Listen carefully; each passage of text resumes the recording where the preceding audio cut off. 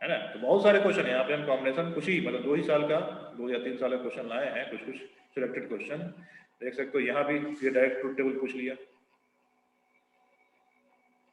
हाँ direct truth table पूछ लिया कि किसका इसका ट्रूथ टेबल क्या होगा, तो आसानी से बता सकते हो। ये करवाएंगे, सारे क्वेश्चन करवाएंगे, पहले पूरा बता दें उसके बाद करवाएंगे, है ना। इसका ट्रूथ टेबल पूछ, इसने पूछ लिया कि हाँ ये इनपुट इनपुट डालेंगे तो आउटपुट क्या हो जाएगा। ये देखो 2019 का क्वेश्चन है, ये 2019 के उसमें काफी सारा पूछा था, 2019 में ये गेट पे क्वेश्चन काफी सारा पूछा था। ये देख सकते हो 2019 का ही है, इसका पूछ रहा है कि आउटपुट क्या हो जाएगा। उसके बाद ये अभी नहीं बताया है, ये दूसरे तरीके से इनपुट, यहाँ जो इनपुट है ना ये टाइमिंग डायग्राम बोलते हैं, उसके हिसाब से पूछ लिया, ये भी काफी आसान होता है। फिर यहाँ ट्रुथ टेबल पूछ लिया, देखो ये क्वेश्चन 2012 का क्वेश्चन, 2012 का क्वेश्चन और ये क्वेश्चन करीब करीब सेम तुमको लग रहा होगा, इनपुट वाला ही पूछ दिया। लेकिन देखो यहाँ ये क्वेश्चन पूछे हुए भी सेम करीब लग रहा है इसमें।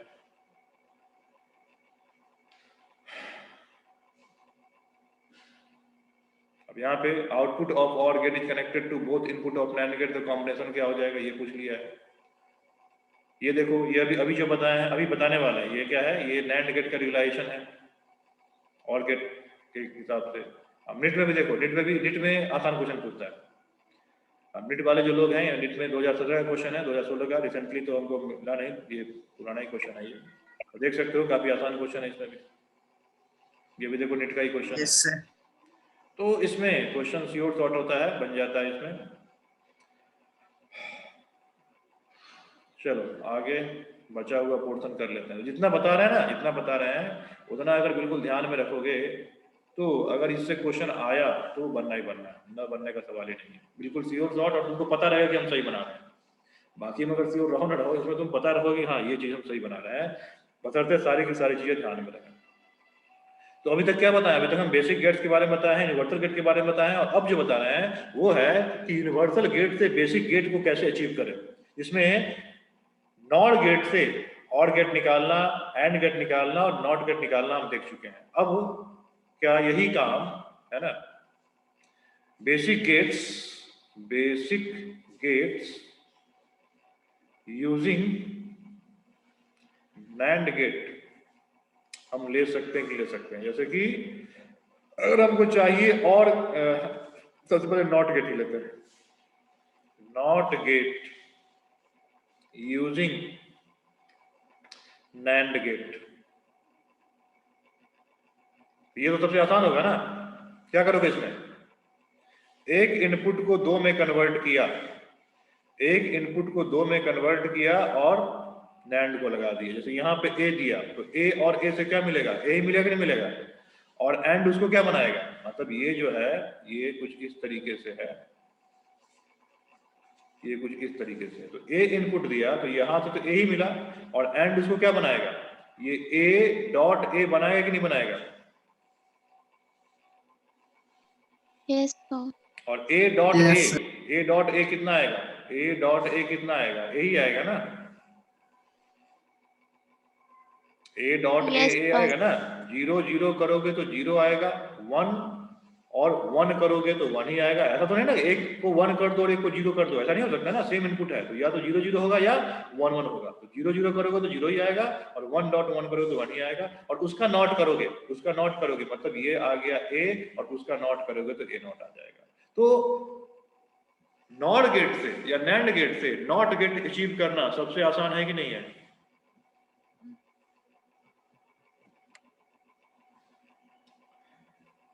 नॉर गेट से यस या नैंड गेट से नॉट गेट अचीव करना, करना क्या है उसमें, उसमें जो दोनों इनपुट है उस इनपुट को कंबाइन करके सिंगल बना देना है, तो तुमको रिक्वायर्ड नॉट गेट मिल जाएगा।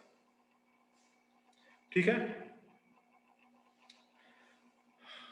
अच्छा, अगर मुझे एंड गेट चाहिए, एंड गेट चाहिए यूजिंग नैंड गेट,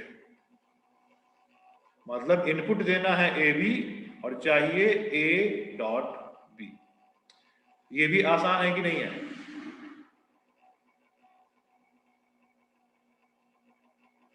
कैसे निकालोगे इसको,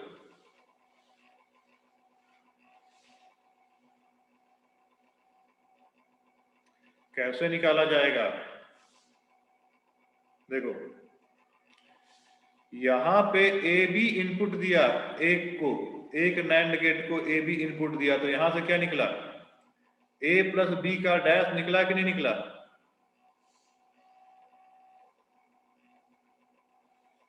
अरे हाँ ना, कुछ तो बोलो, समझ में आ रहा है कि नहीं आ रहा है? Yes sir. यस और सर। फिर इसको यस इसको इनपुट दे दिया, तो यहां से क्या ए बी निकलेगा कि नहीं निकलेगा? देखो इसको जब Yes, इससे sir, निकालोगे तो ये कंबाइन अब एक हो गया ना, ये कंबाइन एक है, ये जो कंबाइन यहाँ पे या 0 0 दोगे तो यहाँ पे क्या आएगा? 1 आएगा, तो 1 का डॉट यहाँ जब जाएगा तो फिर आउटपुट 0 0 आ जाएगा। ये इसको जब कंबाइन करके दोगे तो सिंगल इनपुट माना जाएगा, ए डॉट भी एक सिंगल इनपुट माना जाएगा। तो ये क्या हो गया? ये हो गया हम इनपुट डाले ए बी और आउटपुट मिला ए डॉट बी यहाँ पे, और इस्तेमाल क्या किया है? नैंड गेट इस्तेमाल किया है, तो दो नैंड गेट इस्तेमाल करके हम एंड की फंक्शनैलिटी अचीव कर सकते हैं। अगर मुझे और गेट चाहिए यूजिंग नैंड गेट, मतलब हम ए बी इनपुट लें और ए प्लस बी की फंक्शनैलिटी चाहिए यूजिंग नैंड गेट। अब इसमें थोड़ा लगाओ दिमाग, क्या करोगे इसमें कैसे अचीव करोगे? देखो एक नैंड गेट हमने ये लिया, इसमें ए डाला, एक नैंड गेट हमने ये लिया, इसमें बी डाला, तो यहां से क्या निकलेगा? ए डैश बी डैश निकलेगा निकलेगा। और ये हमने इस नैंड को दे दिया, तो ये क्या करेगा? इसका ये एंड क्या करेगा? ए प्लस बी कर देगा, और यहां से आउटपुट निकलेगा तो ए डैश डॉट बी डैश का डैश होगा, और इसका ही बताए हैं क्या करेगा? ये ए डैश का डैश प्लस बी डैश का डैश, तो कितना आ जाएगा? ये ए प्लस बी आएगा कि नहीं आएगा?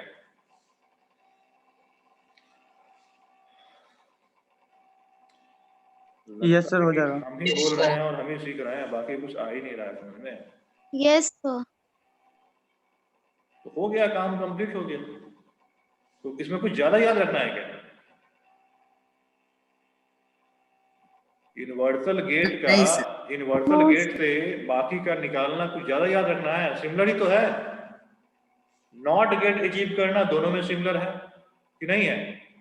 नॉट गेट अचीव करना दोनों में सिमिलर है, और दोनों का अपना कॉरस्पॉन्डिंग भी अचीव करना सिमिलर है। खाली और गेट में ही 3 गेट लग रहा है ना, दोनों का जो एक रिवर्स वाला है कि नॉट से और निकालोगे, नॉट से और निकालो या फिर नैंड से एंड निकालोगे, यही लग रहा है ना। देखो यहाँ पे लिखे हो तो कॉपी में पलट कर देख लो। नॉट से अगर और निकाले हो या नैंड से एंड निकाले हो, उसमें 2 ही गेट लगता है बस। और से और चाहिए नैंड इस्तेमाल करके, या फिर एंड चाहिए नॉट इस्तेमाल करके, उसमें क्रॉसपॉन्डिंग 3 गेट लग रहा है। और इसी तरीके का है, जैसे कि एंड चाहिए तुम्हें, जैसे एंड चाहिए था यूजिंग नॉर, उसमें सेम इस तरीके से था, 2 इनपुट लिए थे नॉर में, इस तरीके से लिए थे इनपुट, और इसको कंबाइन कर दिए थे एक फाइनल नॉर के साथ, तो एंड मिला था कि नहीं मिला था? और इसमें भी सेम वैसे ही मिल रहा है।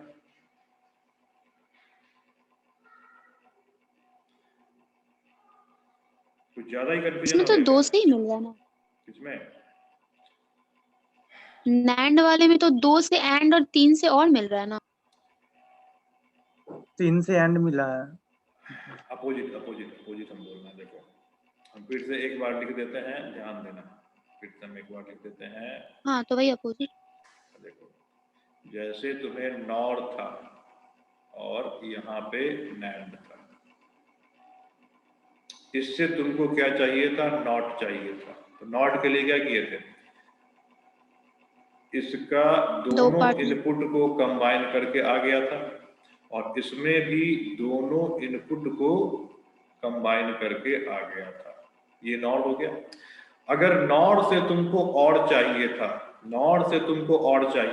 तो उसमें क्या किए थे? यहां से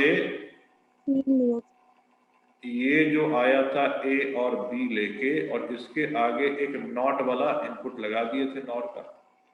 ये और आया था कि नहीं आया था? और NAND से अगर AND चाहिए था, जैसे यहाँ देख लो, यहाँ हम AND लिखते हैं, NAND से अगर AND चाहिए था तो सेम काम किए हो कि नहीं किए हो? हाँ यस ये सेम काम किए हो कि नहीं किए हो? और NAND से और चाहिए, NANड से और चाहिए तो उसमें क्या किए हो? इस तरीके से दो पहले NAND लिया गया सिंगल इनपुट वाला और उसको कंबाइन करके इस पे लगा दिया गया, और NOR से अगर AND चाहिए तो सेम यही काम किए कि नहीं किए?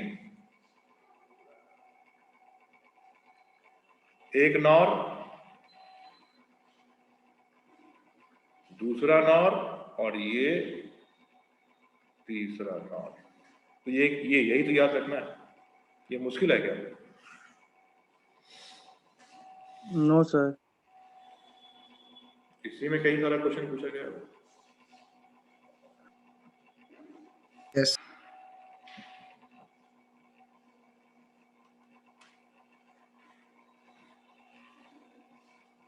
कुछ ज्यादा कंफ्यूजन तो नहीं हो गया ना? No sir. मतलब थोड़ा बहुत कंफ्यूजन है। अरे कंफ्यूजन है तो क्लियर कर लो। जिसमें भी कंफ्यूजन अगर रहेगा तब तो एक तुम्हारा जो बिल्कुल पक्का वाला क्वेश्चन है वो भी आएगा तो छूट जाएगा, या उसमें गलती कर बैठोगे। कोई कंफ्यूजन तो नहीं ना इसमें? हर एक के ट्रुथ टेबल उसको फाइनली देखो, अभी करो, फाइनली हम सब कंबाइन करके हम लिख देंगे। तो ट्रुथ टेबल हर एक का तुमको याद होना चाहिए, और NOR और NAND से बाकी कैसे बनाते हैं याद होना चाहिए। दो और बचा हुआ है, उसको हमको बताना है। इसमें हो जाता है पहली बार सीखने पे ये कंफ्यूजन रह जाता है कि किसका इनपुट किसका ट्रुथ टेबल किसमें मिक्स हो जाए, है ना? तो उसके लिए हम एक अभी सिंगल ट्रुथ टेबल दे देंगे जिससे सारा बन जाएगा। इससे एक सिंगल ट्रुथ टेबल अभी हम दे देंगे जिससे तुमको सारा का सारा एक में ही आ जाएगा। बाकी हम दो गेट और बचा हुआ बताते हैं उसके बाद। आगे बढ़े? Yes sir. अच्छा, एक है XOR गेट, है ना? इसका नाम है XOR, जिसको XOR गेट बोलते हैं, है ना? और एक इसी का कॉम्प्लीमेंट होता है XNOR।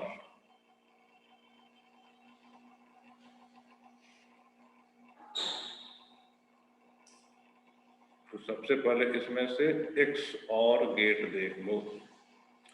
इसमें क्या करोगे? इसमें तुम OR गेट बनाओगे, ठीक है? जैसे बनाते तो उसे बनाओगे, और इसके पीछे एक और इस तरीके से कर्व लाइन डाल दोगे और इनपुट यहाँ पे कंबाइन करोगे। ये सिंबल किसका हो जाएगा? XOR गेट का हो जाएगा। ठीक है? ये सिंबल किसका होगा? XOR गेट का होगा। और इसका ट्रुथ टेबल जो होगा, यहाँ A लेते हैं, यहाँ B लेते हैं और यहाँ Y लेते हैं। तो इनपुट में इनपुट आउटपुट, इनपुट में A B and Y, input में वही 0 0 0 1 1 0 1 1। अब XOR की खासियत क्या है? ध्यान देना, लिख देते हैं। जब दोनों इनपुट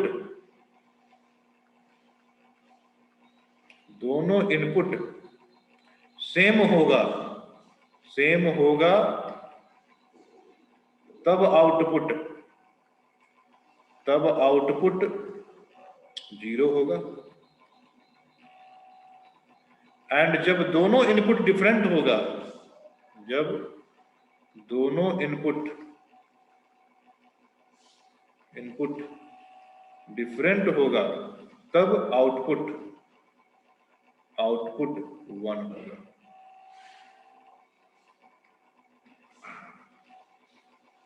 ये इसकी ट्रुथ टेबल का रूल है। तो बोलो 0 0 पे हम क्या लिखें? आउटपुट 1 की 0। 0 यहाँ पढ़ो ना, क्या लिखे हैं?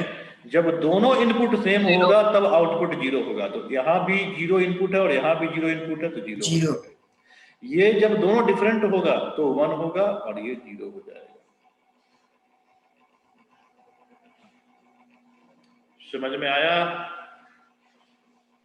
Yes sir. Yes sir. अब इसका मैथमेटिकल फॉर्म भी देख लो। इसका मैथमेटिकल फॉर्म, इसको हम y इक्वल टू a और इस तरीके से लिखते हैं, सर्किल करके बीच में प्लस डाल देते हैं। y इक्वल टू a और बीच में प्लस करके सर्किल या सर्किल करके प्लस डाल देते हैं।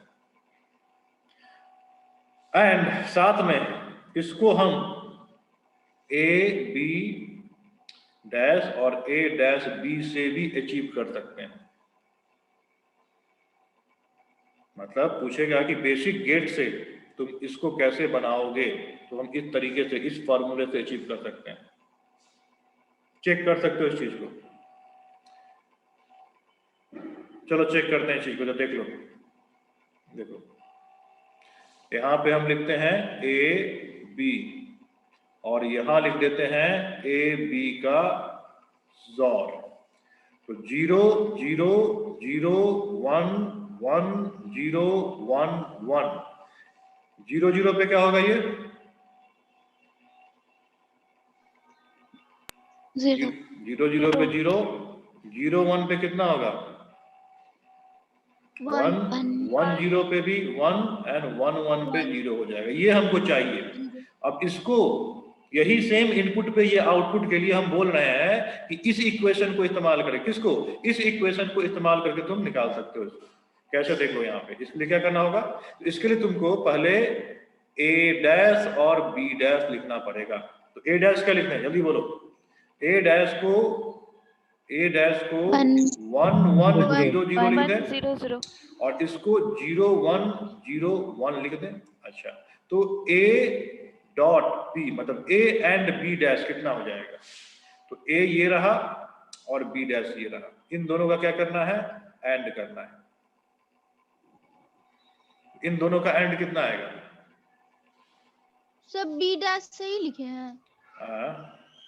नहीं, बी डैश गलत लिखे हैं। चलो बी डैश गलत हो गया है। यहाँ पे ये हो जाएगा 1 0 1 0 हो जाएगा। अब तुमको क्या करना है? a डैश मतलब कि a और b डैश मतलब यहाँ से लेना है और फिर यहाँ से लेना है और इन दोनों को क्या कर देना है? एंड कर देना है। तो 0 और 1 का एंड करने पे क्या मिलेगा आपको? 0 0 हो जाएगा ये। फिर 0 0 का इन दोनों का एंड करना है। 0 0 का एंड करने पे 0 ही मिल जाएगा। 1 1 का एंड करने पे क्या मिलेगा? 1 मिलेगा। 1 मिलेगा और इन दोनों का एंड करने पे भी हमें 0 ही मिलेगा। 0 ही मिलेगा। ठीक है। अब क्या बोल रहा है ये? तो अब बोल रहा है कि a एंड b डैश तो कर लिए, अब a डैश एंड b करो। अब a डैश एंड b करो। तो चलो उसको करते हैं। इसको हटा देते हैं और यहाँ लिखते हैं a डैश एंड b। अब a डैश एंड b में किसको किसको करोगे? तो a डैश तो ये रहा और b ये रहा। तो इन दोनों को जब एंड करोगे कितना आएगा? 0 आएगा। इन दोनों को एंड करोगे कितना आएगा? 1 आएगा। इन दोनों को एंड करोगे 0 आएगा और इन दोनों को एंड करोगे तो भी 0 आएगा। समझ में आ रहा है कि नहीं आ रहा है? यस सर, आ रहा है। Yes sir. और अब बोल रहा है कि इन दोनों को तुम और कर दो, प्लस कर दो। नेक्स्ट ऑपरेशन है कि इन दोनों को प्लस कर दो। तो इसमें लिखते हैं a b dash plus a dash b।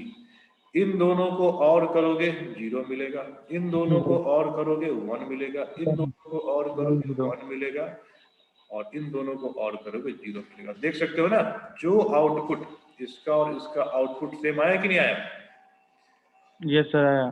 तो इसीलिए a प्लस b इक्वल हो जाता है, मतलब a और b equal a b plus b।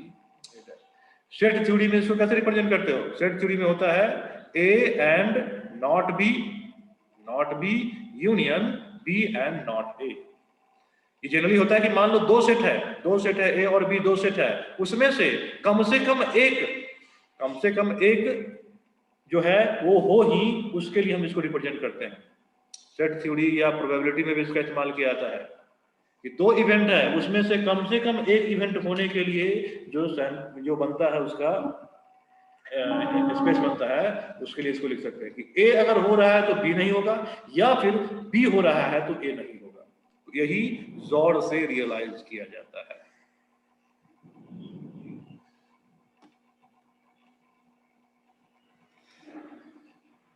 क्या ये समझ में आया?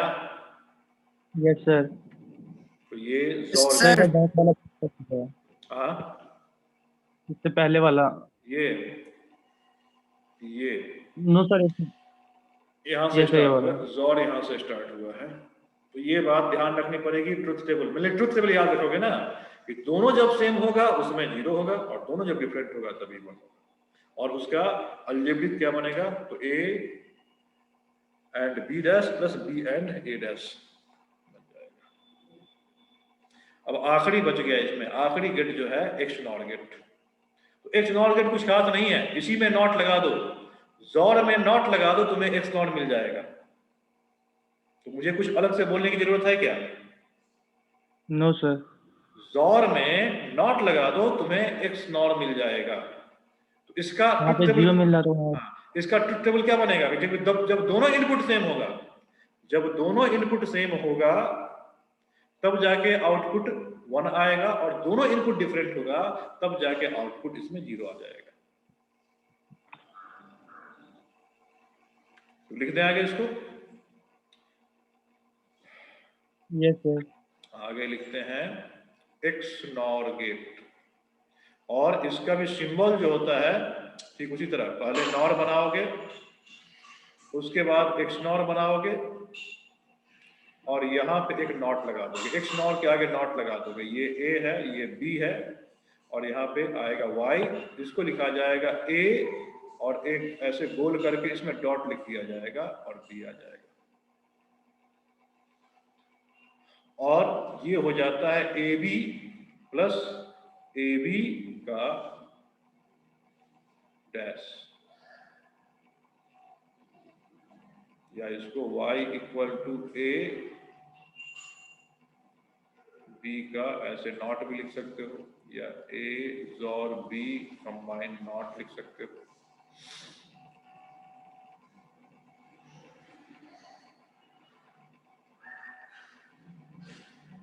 समझ में आया?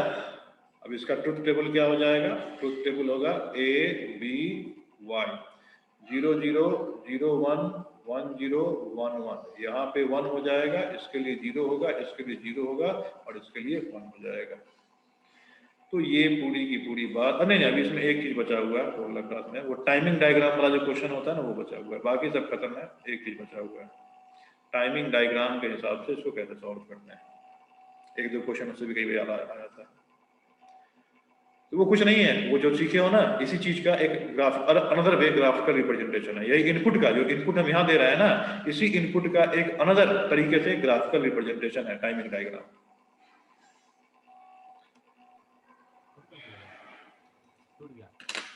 हो गया लॉजिकल खत्म।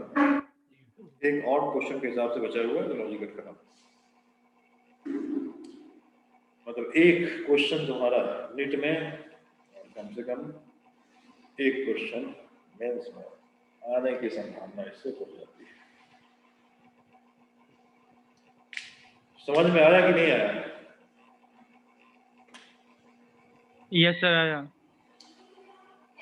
ओके, अब इसमें सेमीकंडक्टर एंड कम्युनिकेशन, देखो सेमीकंडक्टर और कम्युनिकेशन थ्योरी से एक क्वेश्चन आएगा।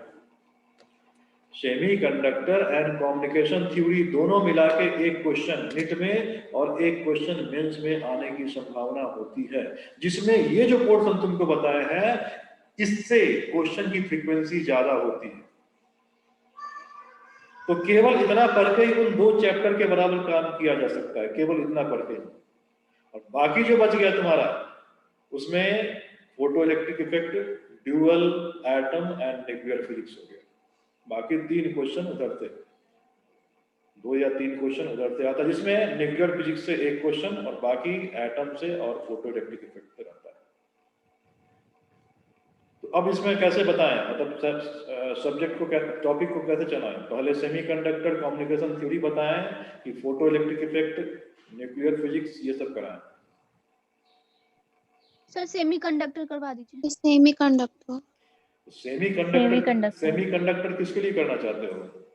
मतलब सीबीएसई के लिए या मेंस नीट के लिए? मेंस में। तो बता तो दिए कि सेमीकंडक्टर प्लस कम्युनिकेशन से जो एक क्वेश्चन रहता है उसमें ये रहेगा, या फिर कम्युनिकेशन का एक क्वेश्चन या सेमीकंडक्टर का और क्वेश्चन हो सकता है। अगर 10 साल का क्वेश्चन उठा के देख लेते हो तो 8 बार ये पूछा गया है तो 2 बार वो पूछा गया है, बाकी जो से बच गया।